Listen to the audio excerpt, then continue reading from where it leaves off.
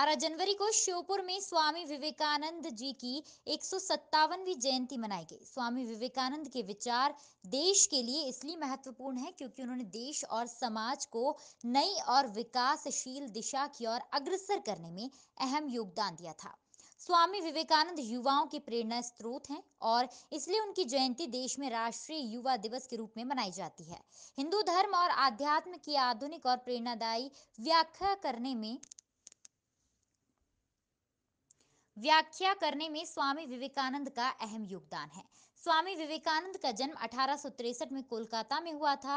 उनका नाम नरेंद्र नाथ रखा गया। उनके पिता विश्वनाथ दत्त कोलकाता हाईकोर्ट में एक नामी वकील थे और माता का नाम भुवनेश्वरी देवी है। विवेकानंद को धर्म और उसके आधुनिक स्वरूप को जानने की काफी उत्सुकता थी और ये उत्सुकता उनकी मां भुवनेश्वरी देवी पूरा किया करती थी। 25 साल की आयु में विवेकानंद घर छोड़कर सन्यासी हो गए और धर्म की खोज करने लगे। उन्हें आध्यात्म के प्रति गहरी रुचि थी और इसकी जिज्ञासा शांत करने के लिए वो आध्यात्मिक बैठकों में हिस्सा लिया करते थे। फिर दौर आया 1893 का। ये वो साल था जब स्वामी विवेकानंद को अमेरिका की तरफ से विश्व धर्म महासभा में भारत की तरफ से हिस्सा लेने का निमंत्रण आया।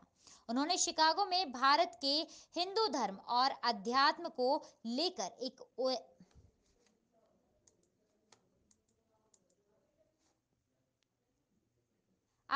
को लेकर ऐसा ओजस्वी भाषण दिया जिसकी वाहवाही पूरे विश्व में हुई। स्वामी विवेकानंद के इसी भाषण को सुनकर पश्चिमी सभ्यता के लोग भारतीय धर्म और संस्कृति की तरफ आकर्षित हुए।